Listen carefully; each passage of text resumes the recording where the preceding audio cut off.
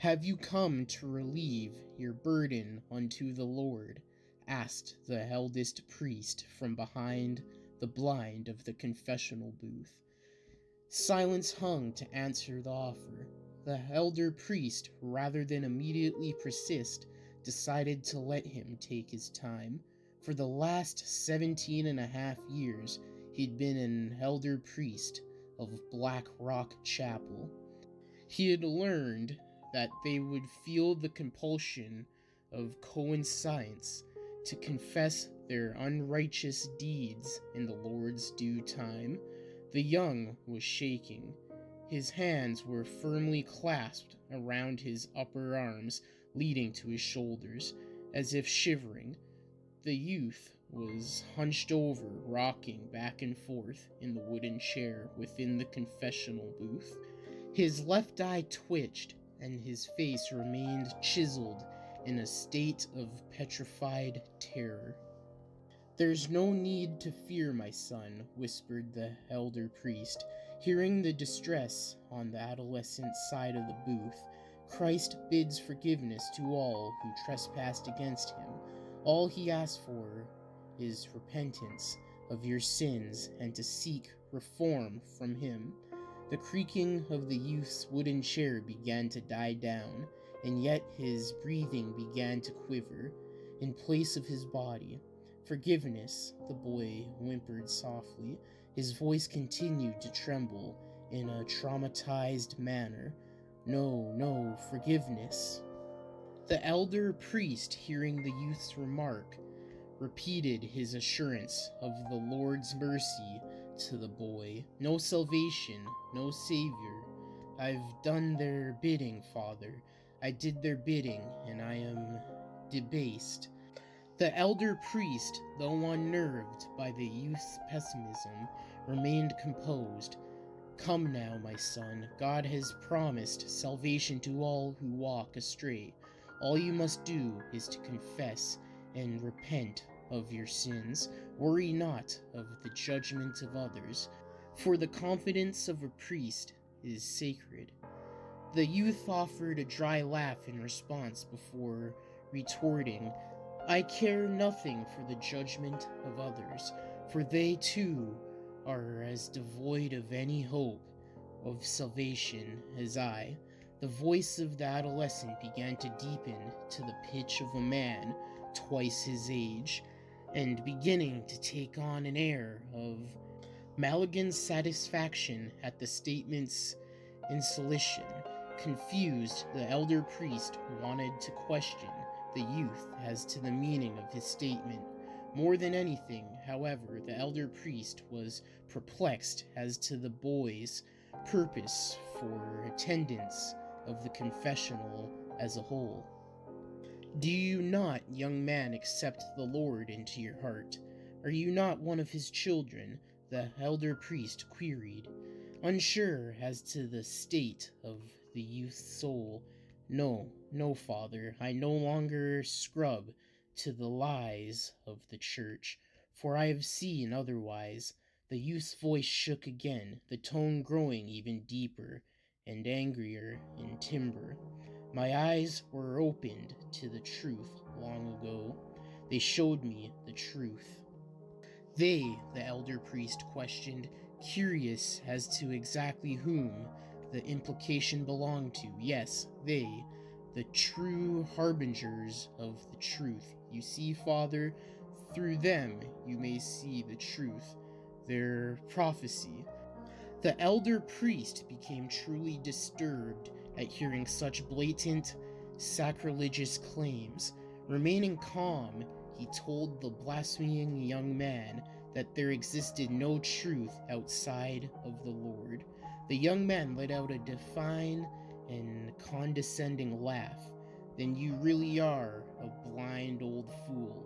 You would, despite the offer of being shown the truth, chose to hold on to the lies of the so-called holy gospel." Realizing that the youth had no intention of repentance, the elder priest felt compelled to end the confessional. A light rapping on the outside of the booth found this silent request granted. Just before departing, the youth turned one more time towards the elder priest, and with an abysmally baritone voice said, "You'll see the truth, Father. I will show you their prophecy, that there is no salvation." Another short succession of knocks prompted the youth to finally take his leave from the confessional booth, allowing for the patron outside, an older maiden of 45 years, to enter. "Have you come to relieve your burden unto the Lord?" the elder priest asked the maiden. Still feeling rattled, "I've come to confess, Father." "You see," the maiden began her confession, but the elder priest's mind had become far too intertwined in the young man's morbid diatribe to lend her his attention. "Oh, how can I be forgiven, Father?" the maiden beckoned, arousing the elder priest from his anxious pondering to find her in tears at having concluded her confession. Though he had not heard her sins, he decided against attempting to ask her to repeat herself. Instead, he merely assured her that she was forgiven in the eyes of the Lord, and requested no less than 5 Hail Marys before the day's end. Upon concluding the maiden's confessional, the elder priest retired to his bedchamber to attempt letting peaceful rest cleanse away anxiety. Slumber would be an uphill conflict for him that night. However, no matter his efforts, the elder priest's mind continued to be ravished by the youth's words. "You will see the truth. There is no salvation." When the sun rose the next morning, the elder priest found himself feeling weak. His head throbbed horribly, and he felt trifle knots in his stomach. The elder priest winced in pain as he attempted to open his eyes, massaging his temples in a feeble attempt to ease the migraine's hold on him. "Father Corway," the elder priest broke from his stupor at the calling of his name. "Father Corway, is everything all right?" asked another of the chapel's elders, a balding man with only stubble for facial hair, who stood a good 2 feet shorter than Father Corway, despite being 5 years his elder. Yes," answered the bedridden elder priest in a distant manner, as if his response was voiced before his mind could comprehend his own train of thought. Regaining his proper composure despite the presence of his current elements, offered the most welcoming smile on his face he could manage before elaborating. "Father Edwards, I didn't hear you come in." "Yes, everything is fine. I just appear to have been feeling a tad ill this morning. I trust it's nothing serious." Father Corway attempted to offer a chuckle of ease to the fellow priest that had developed into a painful cough, prompting him to use his sleeve of his bedrobe to cover his mouth. For a moment his eyes widened in shock at the sight of a small black stain on the sleeve of his snow-white bedrobe. "Father?" queried Father Edwards, noting the momentary state of anxious apprehension on the face of his peer. "Yes," replied Father Corway, seeing the skepticism on his visitor's face. "I told you, it's nothing serious, a minor ailment that I'm sure will pass by morning. Now, what brings you to my bedchambers, Father? Myself and others heard you last night. You kept screaming, 'No salvation,' and we heard sounds of thrashing all the way down the chamber halls," replied Father Edwards, his voice composed of concern for the well-being of his fellow priest. "No salvation." The words slowly began to infest his mind once more, causing a sharp chill to crawl down his spine. Ignorant of the fellow elder priest's claim, Father Corway reassured his visitor that, save for his current ailments, he was perfectly sound. His thoughts, however, began struggling once again to avoid themselves. of the memories of the previous night's haunting confessional. Skeptical but overall satisfied as to the elder priest's condition, Father Edwards bade his farewell and exited the bedchamber. Father Corway laid in his bed all through the morning and into the afternoon, the aches and pains becoming worse. A shrill scream finally roused the hailing Father Corway from his bed. Though physically ill as well, the elder priest found himself able to bound out of his bed and sprint up the spiral stone stairs to the bell tower of the Black Rock Chapel with the speed and agility of a man much younger than he.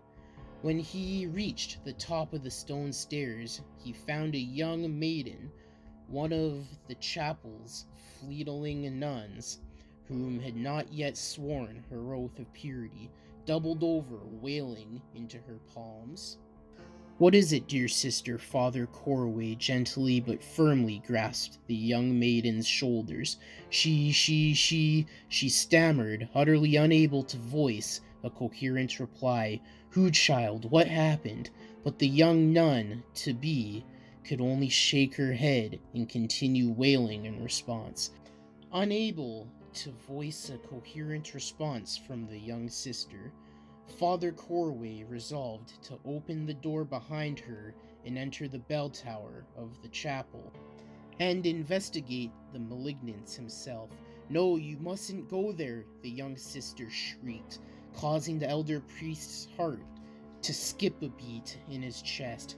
"Unclean, unclean," she said, as she said again, buried her face into her palms. "Calm down, sister. I will see what is going on. I want you to stay here."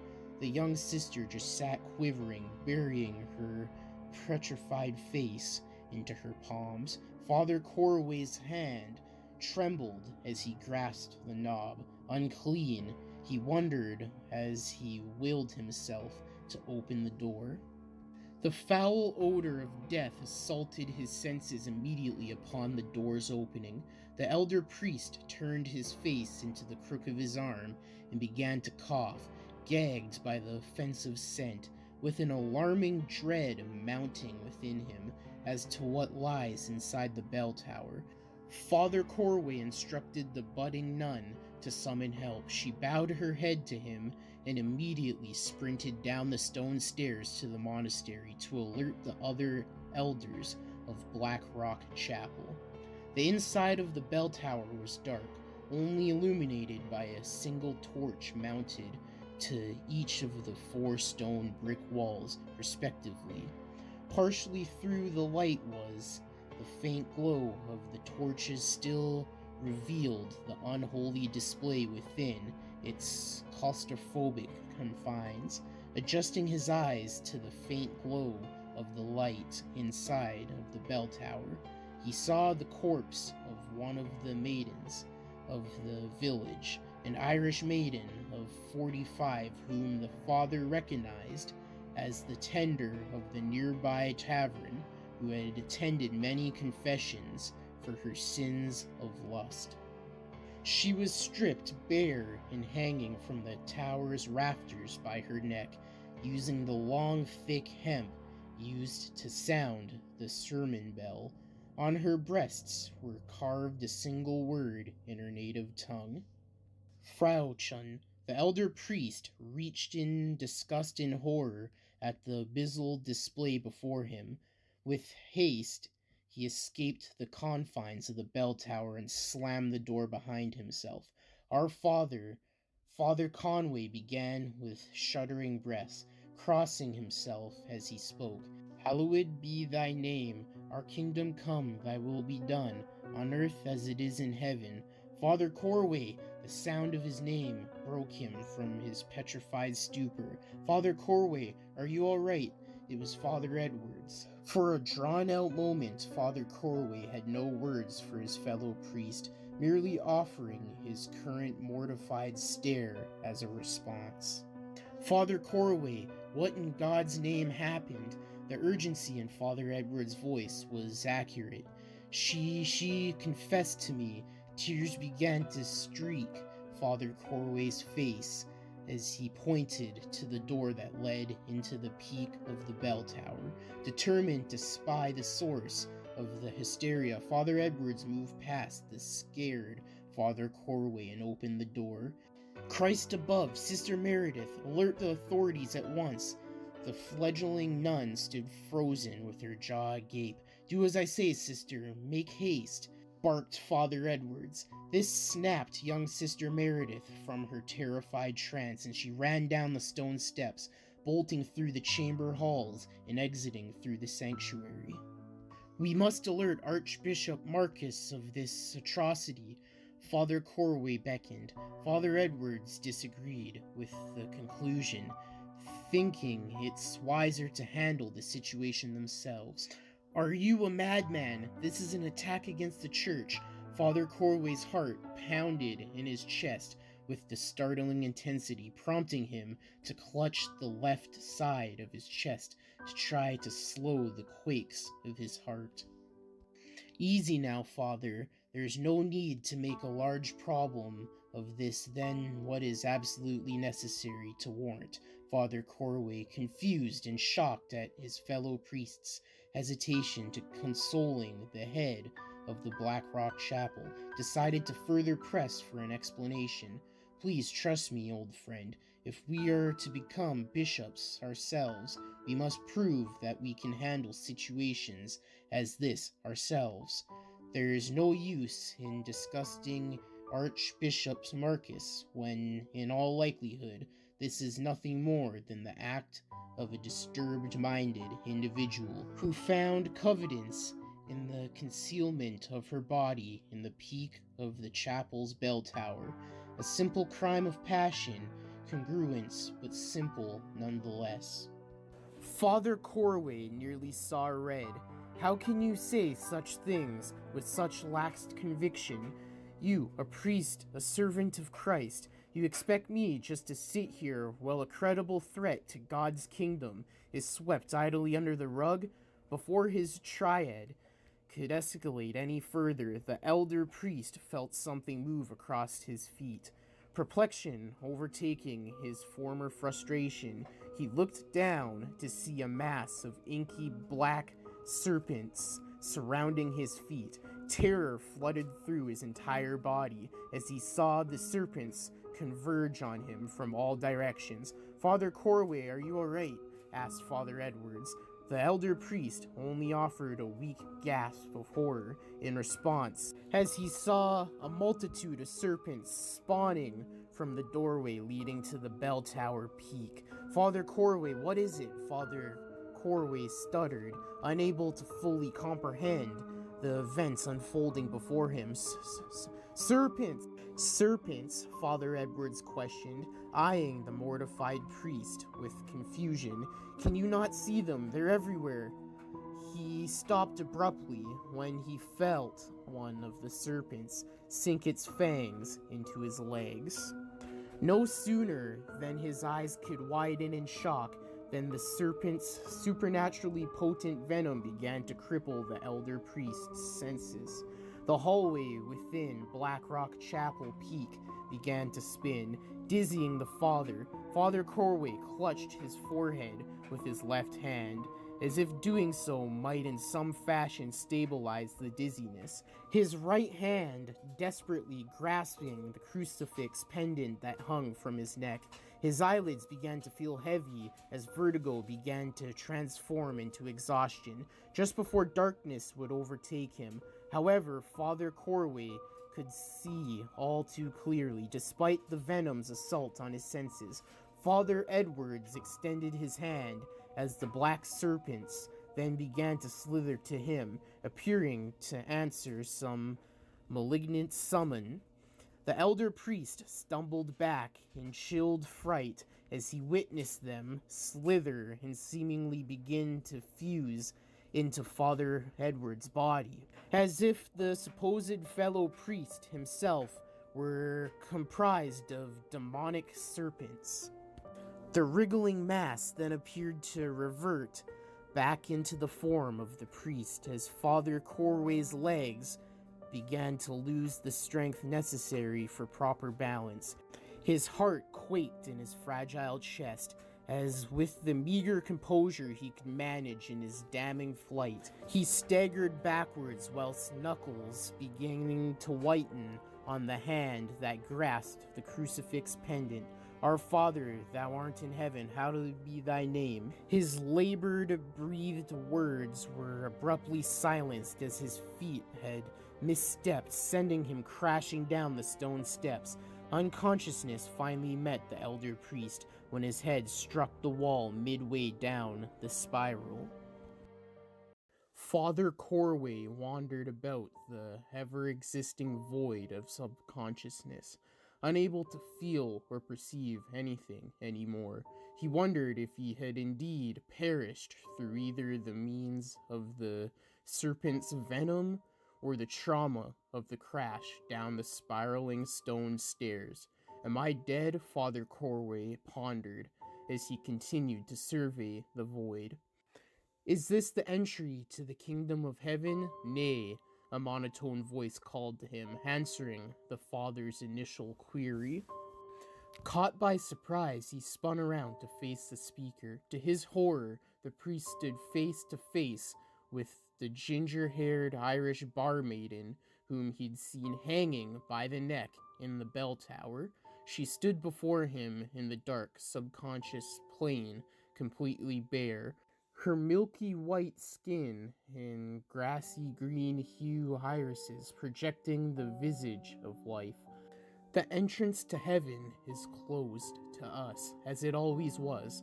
Father Corway closed his eyes, trying vainly to assure himself that this wasn't real. This is real, Father, unlike the horseshit you spout out about God's forgiveness. Father Corway struggled to attempt rebuttal to the specter's abrasive claims as utter dread clouded his abilities of reason. God forgives all who repent. The phantom let out a scoffing laugh that echoed throughout the void. The father felt compelled to cover his ears as the chuckling developed into what he could only perceive as a cacophony of tortured wails that appeared to emanate from all directions in the encroaching purgatory. If that were true, Father, why not repent yourself for your continued heresies? The elder priest found himself amidst his immediate sense of shock and dread. In the ghoulish ethereal plane he found himself within, confused at the ghost's insinuation. What are you talking about? What foolishhood have I spoken? As soon as the definite query left Father Corway's lips, his blood chilled as two serpents began to take form in the dark void. His jaw went helplessly slack as the serpents, one whose scales were as dark as the nightmare plane it was birthed from, the others whose scales were the hue of burning embers, reminiscent of the depths of Tyrannus, slithered their way to the maiden's feet. As the malignant creatures coiled themselves to her legs, the phantom spoke again, her vocals taking on a tormented ethereal echo. If God's forgiveness is divine, how are we so many that are condemned? Before any rebuttal could be offered, Father Corway's tongue froze and his lips trembled as the depraved vipers journeyed their way up and around the maiden's nude form. His eyes widened at the unholy display enacted before him in petrified disbelief as he began to witness the serpents start to violate her. The phantom maiden began to moan with unrighteousness, pleasure, as the dark-scaled serpent inserted itself head first in between her legs. The crimson serpent coiled around her torso and seeming to fondle her. The moans of sinful pleasure began to develop into screams of damning agony, as if emanating from the throats of many as the apparition appeared to near her climactic release. Revolted as the elder priest was at the abhorrent nightmare, He felt as though the clutches of some manner of malignant will forced him to witness the events to their completion. "Come now, father, why deprive yourself? I see the way you'd be watching. You'd like to fuck me, wouldn't you?" Father Corway, now bearing the strength of will over his body, clamped his eyelids tight and clutched his ears as a withery-like voice echoed through his head. When he opened his eyes, now full of tears, induced by the abysmal madness, he saw that the Phantom Maiden's appearance had decayed into the same necrotic image he'd spied in the bell chamber at the peak of the Black Rock Chapel, complete with the word Frauchen carved into her bosom. "God, give me strength," Father Corway cried aloud, futile attempting to free himself from the dread that crippled him. The Wither let out a devious cackle that echoed through the black void before, in the same voice she formerly bore in life, she lashed out, "Listen to ye, still thinking Christ cares for ye, poor little lamb, for ye truly have lost your way." Another ghastly wail of pleasure rang from the Phantom Maiden's lips, as revolts of dark warm blood ran down her complexionless legs before crying out in the echoing and apparitional voice of agony, "There is no relief in heaven, no damnation in hell, no forgiveness, no damnation." The burning red sphere began to work its way from her mouth as the abomination's vocals became entirely inhuman altogether, his blood now frozen in mortal terror at his seemingly inescapable fate at the hands of the malignant entity before him. Father Corway lifted a trembling hand to clutch the crucifix around his neck as he again attempted to choke out the Lord's Prayer. The elder priest was cut off before he could finish the utterance of "Hallowed be thy name," when legions of painful screams of perpetual sorrow reached a deafening pitch that echoed from around him, as well as within him, forcing his eyes closed from strain and his hands to reflexively cover his ears. Through his fear-induced tears, the elder priest opened his eyes to witness the torso of the unholy phantom begin wriggling as the protrusions of other human faces began to form themselves into her pale, decayed flesh.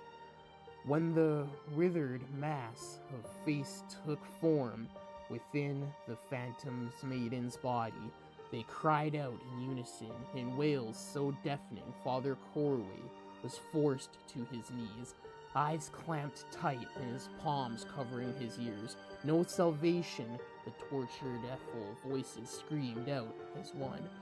"Only condemnation awaits us all, for all are debased." The words echoed through the elder priest's shattered mind. No salvation. He tried to hide away the thought, as to attempt to keep his psyche from completely collapsing. With great strain, Father Corway opened his eyes to a small squint, merely enough to perceive from a rudimentary level the mortifying sight of a multitude of serpents advancing upon him from all directions, just as they had in the bell chamber in the chapel's peak. Stripped of any will to mentally or physically resist, Father Corway watched helplessly as long, withery black and red serpents exited the mouths of the tormented, screaming faces that were conjoined to the abomination's body. "Though I walk through the valley in the shadow of death, thy rod and thy staff," he faintly whispered as he finally resigned himself to whatever damning fate that awaited him at the whims of the abhorrent phantom. Just before the darkness could overtake him, however, the elder priest found himself laying in cold sweat within his bedchamber, His eyes were stitched wide open. The first image he perceived was that of a young maiden.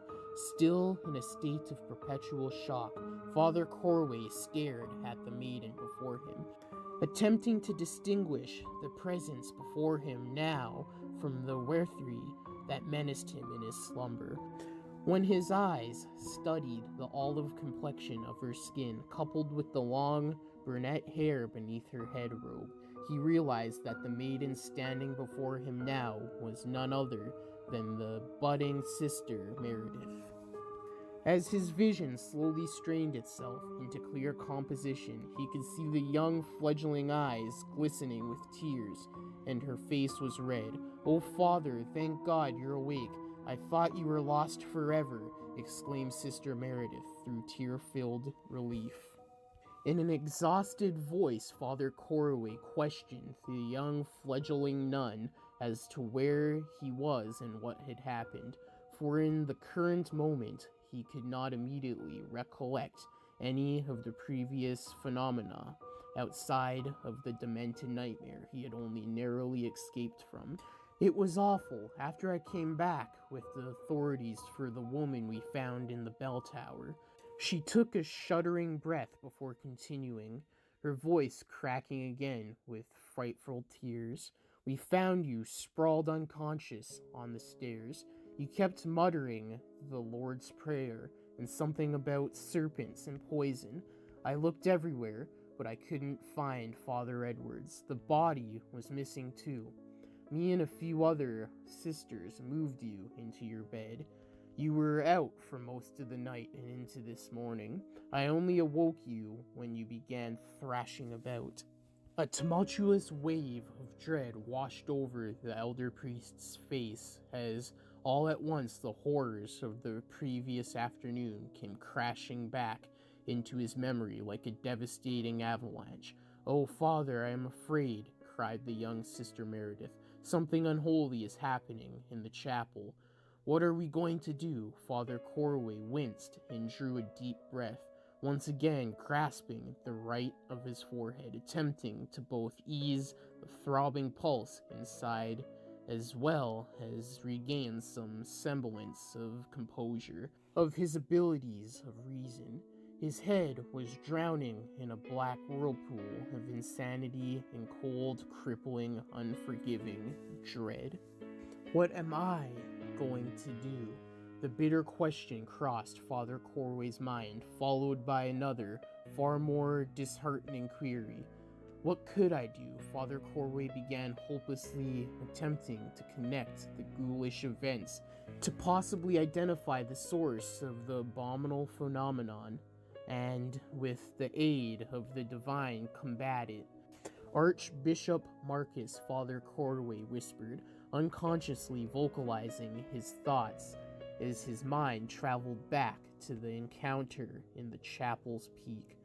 "What was that, Father?" questioned the fledgling nun, unsure yet hopeful that his response to her might be the foundation of a plan to either drive away or to flee the evil that presently menaced them. Awakened from his thought-induced trance by Sister Meredith's voice, Father Corway began to rouse himself from his bed. "Listen, child," he gestured for the young sister in an exhausted voice to bore the nature of a man far more elder than he. "Fetch my priest's garb and my overcoat." "Where are you going, Father?" pressed the young fledgling nun, unsure as to the elder priest's intentions. "There may be one that could provide us with aid, for he's dealt with many an evil in his day. He'll know what to do. Now do as I say, child. Make haste."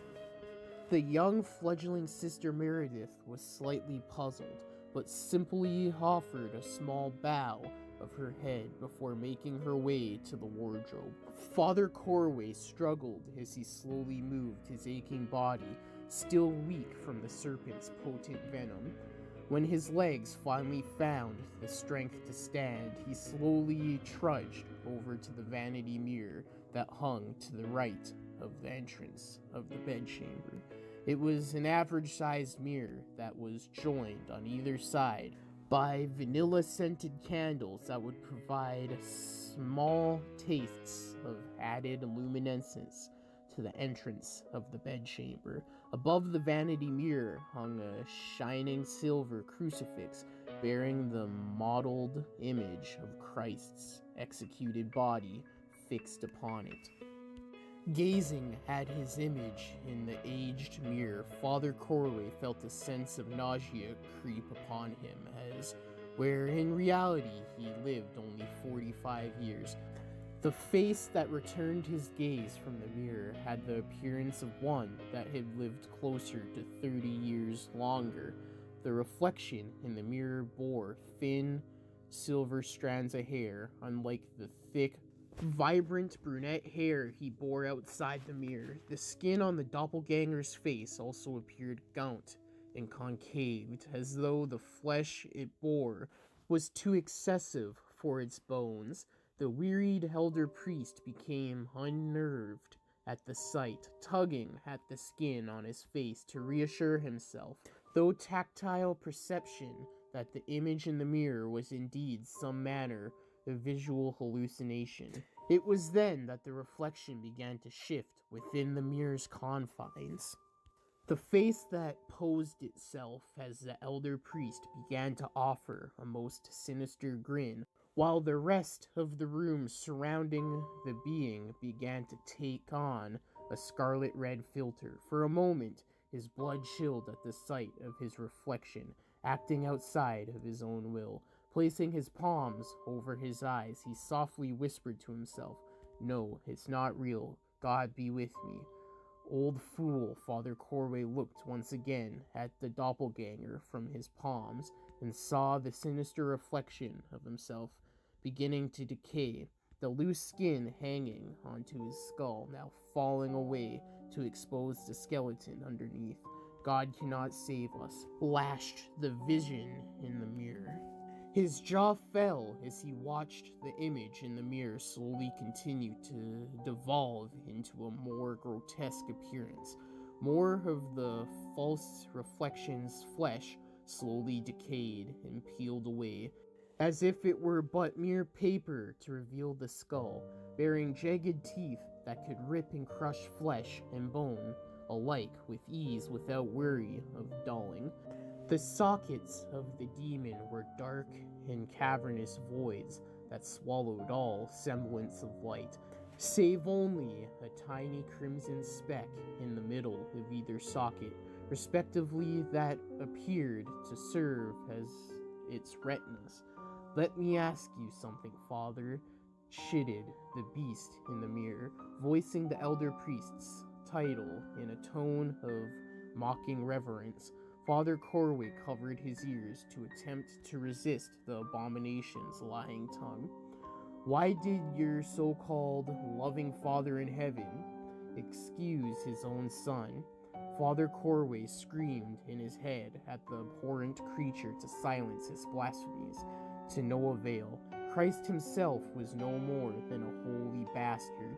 The words crashed as boulders in an avalanche in Father Corway's head, motivating him to press his palms tighter to his ears and tightly closing his eyes. His execution achieved nothing more than the penitence for his birth as such. The last explanation rang out in his mind with such ferocity that he could feel his knees attempting to buckle beneath him, as if he were being weighed down by an unseen force. "You know it's true, Father. Just look at me. I am humankind in its purest state. We are the condemned. Humankind itself, Father, are the very beasts that were sentenced to damnation. Salvation is only the lie you spread."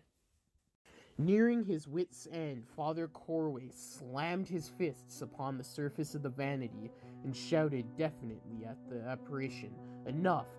The mounted crucifix, shaking from the tremor, fell from its place above the mirror and landed onto the vanity's surface in front of him. Hearing the faint clattering of the crucifix's descent, the elder priest found himself awakened from another trance.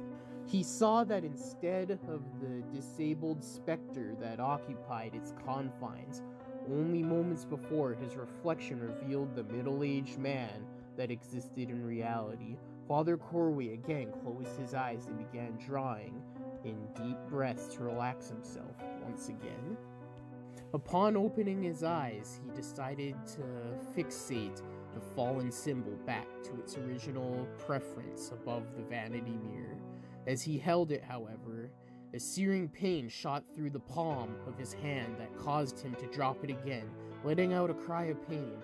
Tightly grasping his right hand with his left from reflex, he gazed once again down at the image of Christ's sacrifice as it began to glow a hot, burning orange. The oppressive odor of brimstone permeated the air within the bedchamber. As the elder priest saw in revitalized terror small streams of blood beginning to ooze from the wrists, feet, and head of the mold of Christ. "Are you alright, Father?" Father Corway spun around and was met with the slightly relieving sight of the young fledgling nun. Priest grabbed an overcoat in hand. "I heard shouting. Did something happen?" "No, child," replied the elder priest, unsure how to explain the unholy phenomenon that occurred in her absence. "Everything is fine, but there is no more time to be lost. Come now. You will accompany me to the Archbishop's home. He may be the only one who could help us." With haste, the pair quickly exited the sanctuary and walked through the town that saw its citizens begin making their way to Black Rock Chapel. "Wednesday Mass," Father Corway muttered, silently chastising himself for the lapse in memory. "What is it, Father?" queried the budding nun, citing the expression of anxiety on the elder priest's face. Father Corway, still bearing a worried face, shook his head and blankly reassured her that all that was important was that they sought the Archbishop as swiftly as could be humanly possible. Within the span of another 5 minutes of walking, they arrived upon a small cottage built from stone and mortar. Fixed upon the front of the wooden door was a silver crucifix that hung by a string of rosary beads dangling from an outwardly projecting nail. Above the decoration were inscribed 3 words in Latin, "In nomine Patris," in bright red. "Is this the Archbishop's home?" asked Sister Meredith. "Indeed," replied Father Corway. He spotted an air of curious skepticism mold itself on the young fledgling nun's face. Archbishop Marcus always preferred modesty, Father Corway told her, as he had already anticipated her question. As he reached to ring the worn-down yet functional bell that was fashioned in the right of the door, the elder priest briefly recollected a few of his memories of his years under Archbishop Marcus's apprenticeship. He gave the small, frail string that hung the bell 2 light tugs, hearing the 6 high-pitched rings of its frail clapper impacting against its interior. In the mere span of a minute after the bell rang its last, the wooden door began to jolt ajar. "Who seeks my home?" a voice called out from inside of the cottage. The voice was that of a man far older than Father Corway. "We have seeking counsel and aid against a grave and unknown evil that has plagued God's kingdom of Black Rock Chapel." Father Corway couldn't help but emphasize the urgency of his request for an audience. The entrance of the cottage was revealed as the wooden door was opened fully. Standing in the doorway was an elderly man clad in a soft velvet robe, with a white cross stitched into the left. Despite his aged appearance, the man stood a solid 6 feet in height, even dwarfed Father Corway's mere 5 feet 6 inches. The man's head bore a clean shave, bearing only an albino mustache and beard that reached down to his collarbone.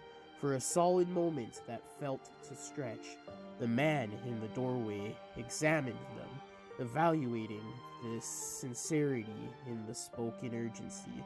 "Well then, you best come inside," said the man in the doorway, finally breaking the ever-straining silence and gesturing for them to enter. The pair entered, the older gentleman promptly closing the door behind them. Inside the cottage, the young Sister Meredith felt a sense of warm comfort. The walls held different varieties of oils and myrrhams. Large, thick, leather-bound volumes were neatly lined atop a shelf perched above the fireplace that housed a ferocious blaze within. Father Corway became once again lost in his memories of days past. "So tell me, what is this vile menace you beseech my aid for?" The question breaking the elder priest from his memories. Wasting not an instant, Father Corway began regaling the Archbishop of the hauntings of the prior 2 days. As he continued his dreadful of the horrors that occurred in the Black Rock Chapel, the elder priest saw the face of the Archbishop become grim, somber, as if he bore some grave piece of macabre enigma the others didn't. When Father Corway was finished describing their peril, a long and unsettling silence hung in the air of the cottage. The ground upon which the Black Rock Chapel stands wasn't always holy. Archbishop Marcus's voice invoked the same foreboding feeling of sorrow and regret that remained reflected on his aged face. The elder priest himself hesitant to press the archbishop for further explanation, as if the hidden revelation could scar him further than what his psyche could recover. "You made mention of one Father Edwards, the priest bearing the serpent, yes?" Father Corway nodded in response and offered a "Yes, Excellency." Nervously stumbling over his own words, "I might have known this day would come again. As you no doubt have realized this, Father Edwards is no priest, nor is he a man, at least not any longer." His fear's chilling grasp began to slowly take hold of him once more.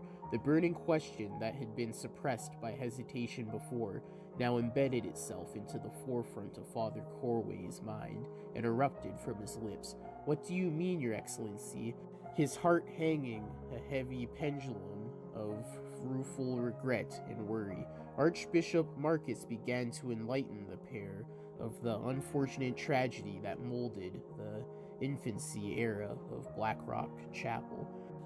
Before the land that the chapel foundation rests upon was first constructed as hollowed soil, it had served as a sanctuary for a coven of gypsy folk. When I first came upon the land, I was as you were when I tutored you. I was a pupil under the tutelage of my predecessor, Archbishop Duncan. It was my first journey abroad from the spread of gospel. For a brief moment, Father Corway's mind, with chorusy accuracy, recollected small fragments of his own initial journey abroad before he was commissioned to the statues of priest. His recollection of prior ages halted when the Archbishop's voice began again. "When we arrived, it was a mere darkened patch of earth that appeared to be bare space, if any vegetation, and in its center a massive dark stone boulder sat in perchance. I remember that, engraved on its outwardmost surface, was the image of some manner of talesman, with 2 words in the dialect of gypsies. Tara condemnatulor." The Archbishop's face darkened, the aged features on his face beginning to pronounce themselves by shadow. Only long after the grave events that occurred there did I ever learn what those 2 words meant, for in our tongue these words translate as "land of the condemned." The dread incubating within Father Corway tightened its firm grasp on his mind. We wished at first to establish commerce with them. We thought that, though fellowship, we may convert some of them to the Lord's gospel. Archbishop Marcus's eyes fell to the ground in a frightened, stoic gaze as chilled shudder escaped him. We were wrong. His voice was devoid of any emotion, save for petrified trauma. Stare still fixed on the ground beneath, the Archbishop continued in a gravelly voice. 2 years passed in harmony until strange occurrences began. Morbid curiosity bested Father Corway, and he queried Archbishop Marcus's as to the implications of the occurrences he referred to. At first, we simply brushed them off as minute phenomena, events that we wouldn't try to bear real significance to, as they occurred few and far between. With the progression of time, however, the phenomenon became more recurrent and amplified in its maliciousness. The other priests in our congregation awoke every night in terror and foretelling of unrighteous envisionings plaguing their sleep. And storms began to grow fierce and unwavering night and day.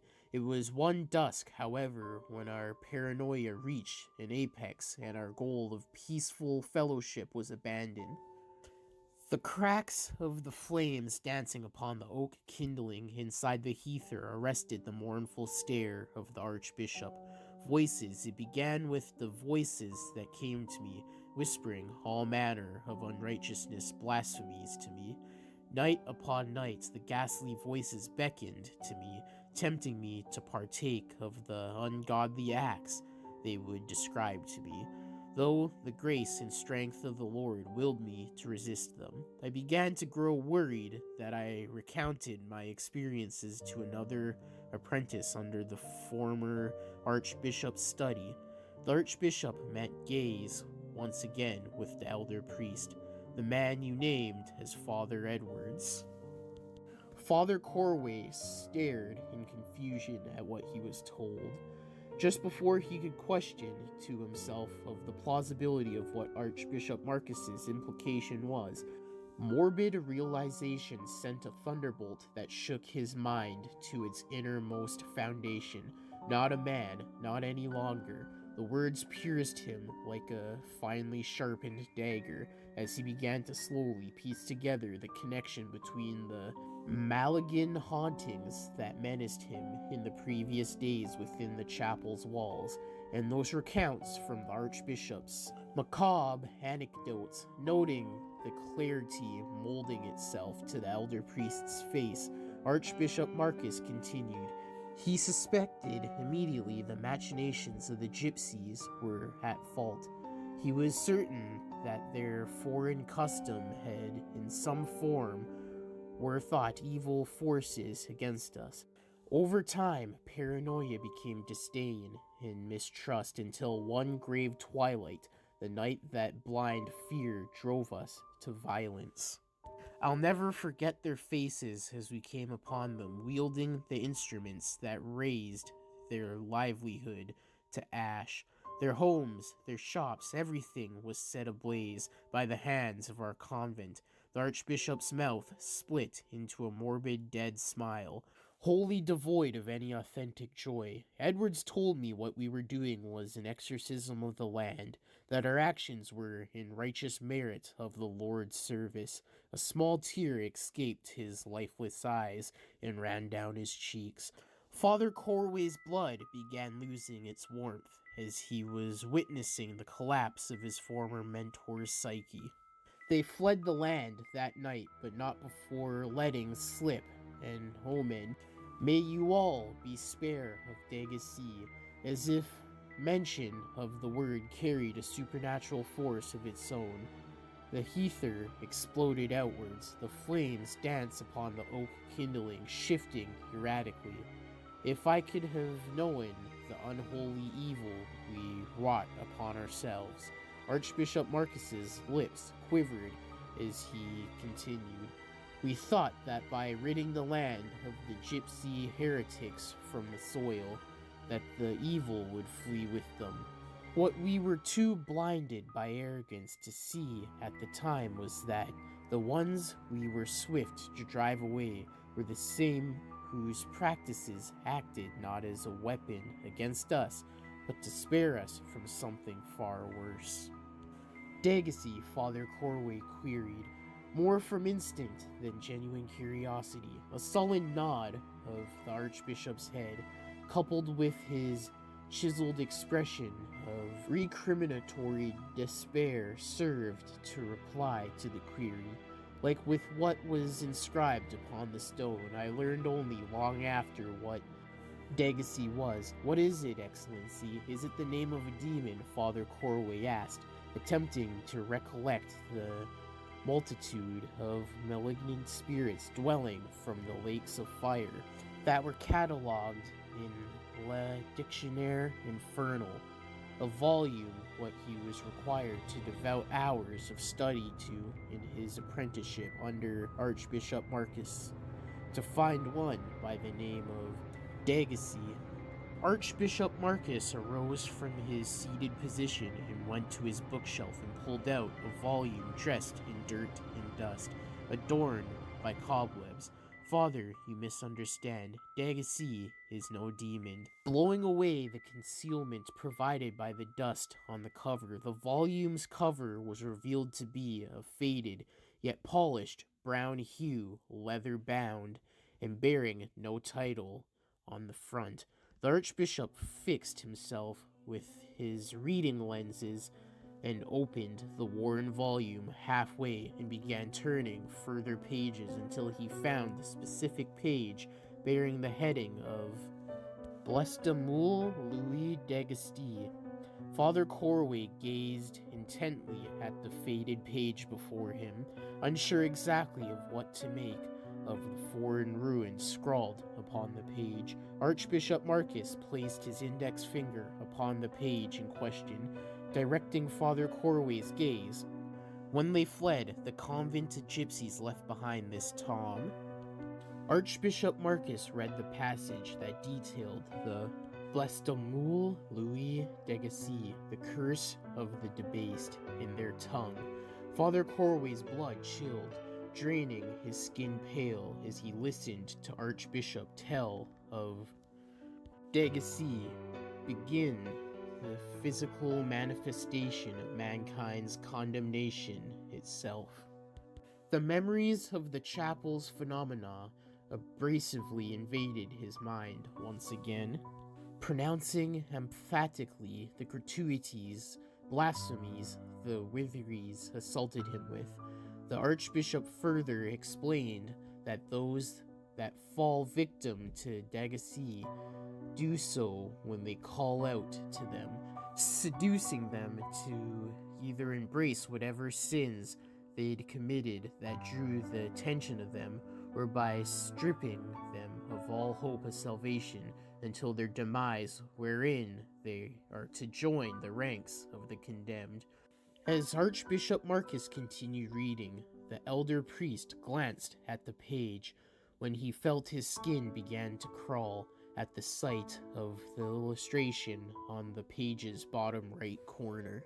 The illustration depicted the scene of a man brought to his knees and clutching his forehead as long black serpents appeared to swarm over his body. The face of the man was craned back to face the sky above and was twisted into an expression of premutual agony. The detail of the image that disturbed Father Corway, however, was a large black monolithic stone stood erect, and protruding from the black stone was what looked like a cyclonic whirlwind formed from many faces that appeared conjoined, all of them twisted in the same expression of abject horror and sorrow. Spotting this, Father Corway felt a dread of nausea grasp firmly to him as the recollection of his nightmare forced itself abrasively into the forefront of his thoughts. How has it been taking the form of Father Edwards? Father Corway queried, using the question to avoid the malignant events from his mind. The Archbishop fell silent once again, his aged face giving way to its earlier state of mournful despair. As right in the tome here, Archbishop Marcus began as he placed his index finger upon the exscripting passage he meant to reference, his vocals low and florid. Dagacy can assume the avatar of any that are of them to walk the earth above. The chilling words returned to Father Corway, not a man, not any longer. Utter despair consuming him, Father Corway gave in to the compulsion of query Archbishop Marcus of how Father Edwards, a servant of the Lord, could have been met with such a fate. We were all lost to righteous arrogance, replied Archbishop Marcus. But Excellency, the elder priest cried out, interrupting the Archbishop's reply, how could that alone condemn a servant of Christ? His pride attracted their attention to him, but it was what he did next that allowed them to consume him. Tears began to run freely down Archbishop Marcus's cheeks. With heavy, shuddering breath, the somber Archbishop recollected the events that wrought damnation upon the arrogant priest that Father Corway once thought of as a brother in faith. The night of the raid, I found him wielding one of the gypsy's own blades against one of the maidens of the Covenant. She begged for her life in her people's tongue, but his murderous judgment was abound. I called to him, told him to stay his hand. The Archbishop froze, his stare became distant as frightened recollections of the gypsy's maiden screams and the sickening squelch of the flesh being penetrated molded vividly in his mind. A deadly silence hung within the cottage, contested only by the cracks of the kindling breath of flames that only were lightly increased in volume. Father Corway felt himself in a state of fruitless denial at what he was just told, that a fellow servant of the cross was a murderer and had committed himself to the whim of an unspeakable evil that, even now, wears his face. It was then that a horrific realization revealed itself to him that almost caused him to faint. Who else but Father Edwards could have called the Mass for sermon tonight? Could it be stopped? Sister Meredith queried, with a shaking tone of panic seeping into her voice. The young fledgling nun's voice caused the two men to glance at her with mild surprise, as, until that instant, her silence had caused them to forget her presence entirely. Before a reply could be offered, a mass of shrill screams in the distance arrested their attention. The three listened to the sound of many clamoring, stampeding footsteps, accompanied by a collective cacophony of frightened screams. Father Corway opened the front door of the cottage to reveal that the source of the sounds were of the townsfolk who had gathered for Mass before, now fleeing Black Rock Chapel for their very lives. The full magnitude of the mortifying display caused the elder priest to fall to his knees in a trance of terror-induced shock. Father Corway, exclaimed Sister Meredith as she rushed to him with urgency. Archbishop Marcus exited the cottage into the midst of the chaos. What's going on? The Archbishop demanded to a fleeing youth farmhand. Monster in sanctuary, cried the farmhand before pushing past the Archbishop. Once his stance was regained, Father Corway waded through the horde of fleeing congregation until he found Archbishop Marcus once again. It's Dagasti, it must be. Tonight was Wednesday Mass. It was a trap, the elder priest exclaimed with staggered breath. With a cold, icy, and stoic glare carved into his aged face, he turned to Father Corway and said, "We must destroy the evil of Black Rock." How? Father Corway queried, remembering his own encounters with the frightening entity and the lack of effect his holy objects with warding them away. In a grave tone, Archbishop Marcus answered, by fire. This evil was born through fire, so too shall it die. The two continued pushing through the terrified churchgoers, climbing up the steps and thrusting through the chapel's opened entrance. Inside the hallway to the sanctuary, the clutter of overturned mahogany and discarded crucifix trinkets littered the long crimson-hued carpet that lined the main hall. The sight that disturbed the two clergymen the most about the chaos displayed before them, however, were the empty garments that laid discarded, as if those that formerly bore them had simply vanished. The elder priest froze, the blood flowing through his veins chilled as he witnessed the forms of long, thin serpents extrude their scaly form from the empty garments. "Come now, there's no time to lose," the archbishop shouted as he went to retrieve the frankincense from the drawer that kept the oils and wine regularly used for occasions of communion.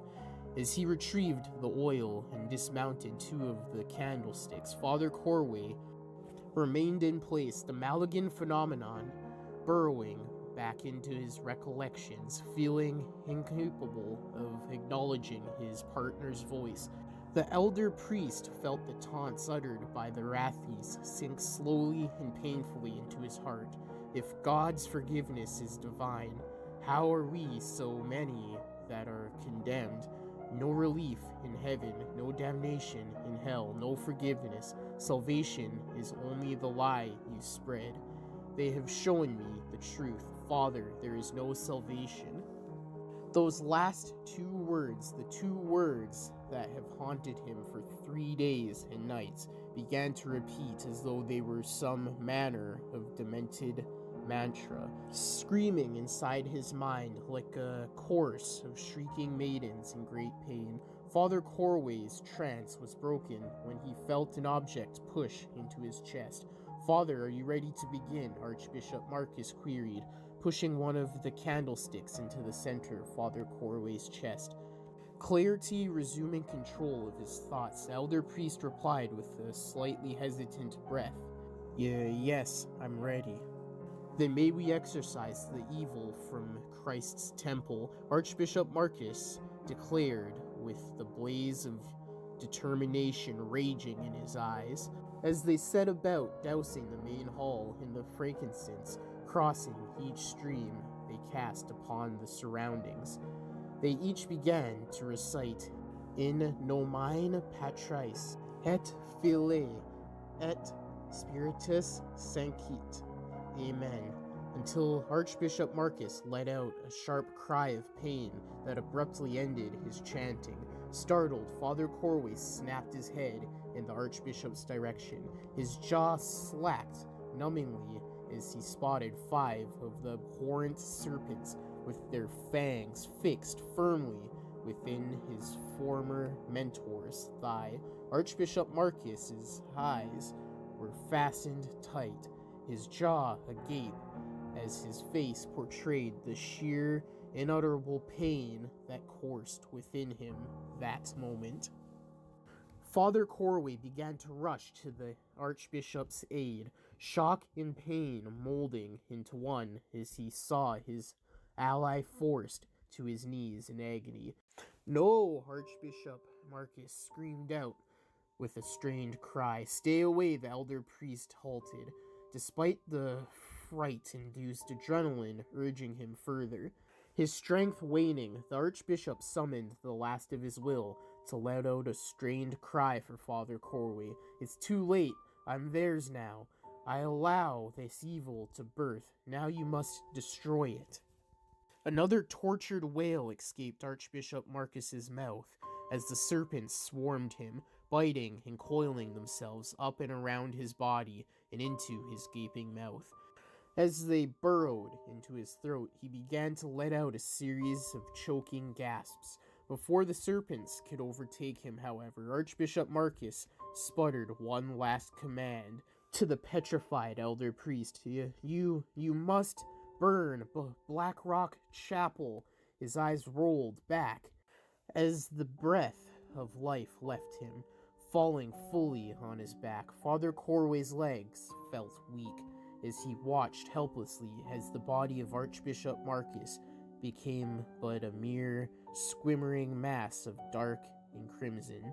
The serpents then dispersed from where the Archbishop's body lay. Only the empty velvet robe remained and scurried away collectively as though they were answering some summons.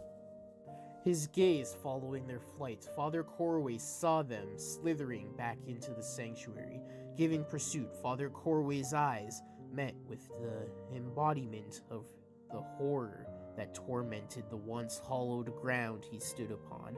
The abomination stood at the pupilate, arms outstretched as if exerting the very force that beckoned the serpents to it.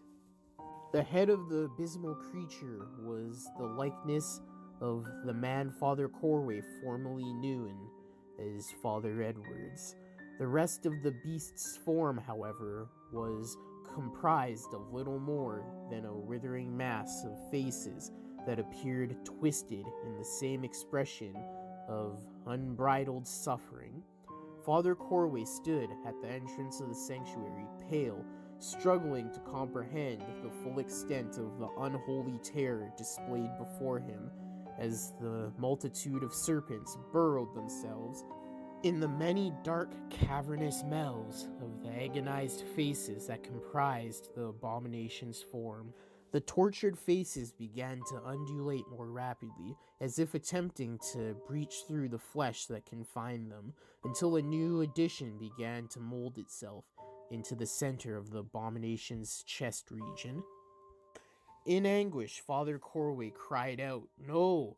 when he witnessed the agonized face of his former mentor take form in the monstrosity's flesh.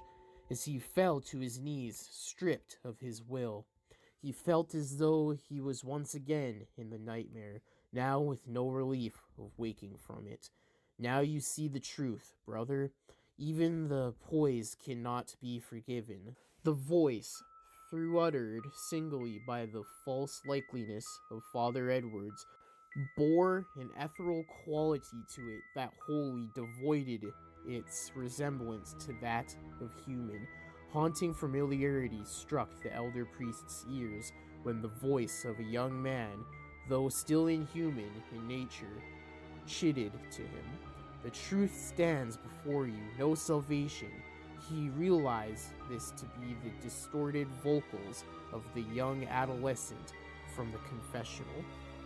The eyes of the false priest's likeliness rolled back unnaturally into the skull and descended its jaws, regurgitating a large, squirming legion of black serpents. They slithered in haste to claim the elder priest. Father Corway, witnessing this physical incarnation of horror, almost resigned himself to his fate when he remembered the candlestick he was wielding. The frankincense, he nearly shouted out loud, holding his tongue, however, so as not to reveal his plan to the monster. With renewed hope, Father Corway found himself to his feet. Out of the dark orifices of the mass of twisted faces, more dark serpents came forth, running to the empty velvet robe. Father Corway retrieved the half-empty jar of holy oil and proceeded to douse the sanctuary. Triumphantly, he raised the candle aloft, ready to set the room ablaze, when a succession of sharp pains shot through his left leg. He looked down to see that a serpent had fixed its fangs within him. Within less than a second, Father Corway once again felt the venom's crippling effects begin to claim him. His head throbbed, and his vision began to fail him. Nausea finally stripped his legs from his ability to stand, forcing him to collapse. As the serpents began to overtake him, Father Corway, with the last of his strength, raised the jar of frankincense and doused himself. In a weakened breath, the elder priest uttered, "Though I walk in the shadow of the valley of death, thy rod and thy staff, thy comforts me. I will fear His definite speech was cut short as two of the serpents forced themselves into his throat. Just before the serpents would take him, Father Corway thrust the candle's flame upon himself, setting himself and the serpents ablaze. The scorched serpents hissed as they fled hastily from the elder priest's burning body. In their panic, the burning serpents slithered to the spaces drenched in the frankincense, igniting them. Within mere minutes, the entirety of the sanctuary was an inferno. The agonized faces fixed within the abomination's flesh began to shriek in an ununiformed cacophony of pain as the searing grasp of the flames came upon them. As the abomination's flesh charred, the massive faces began to protrude further from the form until breaking free of the flesh that held them bound, sending forth a cyclone of wailing apparitions that swarmed the burning sanctuary. All through the night, the flames gutted Blackrock Chapel. When the sun arose, naught was left but hot, smoldering rubble. 7 sunsets passed, with many of the folk attempting to speculate and ponder what had happened that night. I heard some bloody priest went mad, set the whole damn chapel on fire, himself included, exclaimed a young man to the bartender, "Oi, you're spouting fouler smelling shit than what my farmhands used to grow my crops with," the bartender retorted with a hearty laugh. "Scoff all you want, I know what I heard. I know the truth." "Do you now?" uttered the Patreon sitting upon the neighboring bar stool. The young lad was taken aback by the somewhat abrupt and unexpected query by his mute neighbor. "Well, sure," the young man finally replied with an uneasy chuckle. Then the stranger looked at the lad, locking the nervous eyes with his own cold gaze. The young lad saw that, despite appearing twice his own age, full dark brunette hair and a young, youthful face, the stranger also appeared clad in a dark robe, similar to what the young lad had seen worn by preachers. "Say, you wouldn't happen to be a priest, would you?" The stranger's mouth parted upwards on the left corner in dry amusement.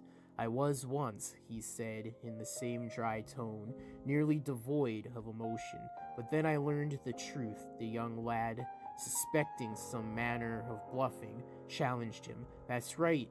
Now what would that be, holy man?" Still bearing the same devious grin, the spouted former priest told the young man to follow him behind the tavern if he wished to be bestowed with the truth he offered. The young man obliged and followed, as a pig to slaughter. Within seconds, the lad's confident arrogance was replaced with sheer terror as the stranger opened his robe to reveal a withering mass of tortured faces, of pain branded onto his flesh. "Like you," the stranger began, "I was too arrogant to accept the truth, but I now know. It as they told me, salvation, only the lie we spread, for all are condemned in the end." The former priest displayed a maliciously joyous smile as the horde of black and crimson scaled serpents silenced the young lad's screams. Hey guys, thank you for listening to today's Creepypasta, and I hope you enjoyed. I do have a podcast called The Murder House Radio Show. Check it out. The link will be in the description below. It is a true crime podcast. But if you did like, comment, subscribe, and share for more. Hit the bell notification when you subscribe, and select all to get all notifications whenever I upload. I upload 6 days a week, Monday to Saturday, at least one video a day. Now all the long episodes and full series of creepypastas are on all major podcasting platforms under the name Deadly_Zone_Narrations. There will also be a link for it in the description. Also, go follow all the social media accounts. They are in the description below. I do have a subreddit called Deadly Narrations. The link will be in the description. Also in the description below are the sources to the creepypasta and the music used, so go check those out. Let me know what creepypasta you'd like to hear next, or if you have your own you would like me to narrate. Or if you have a creepypasta series you would like to hear, send them to me on any of the social medias in the DMs or to my email address, which is also in the description, or leave them in the comments below. Also in the description below is the author's social medias if they have any listed. But that's it for today's creepypasta. I hope you enjoyed. Until next time in the Deadly Zone, stay deadly and stay spooky.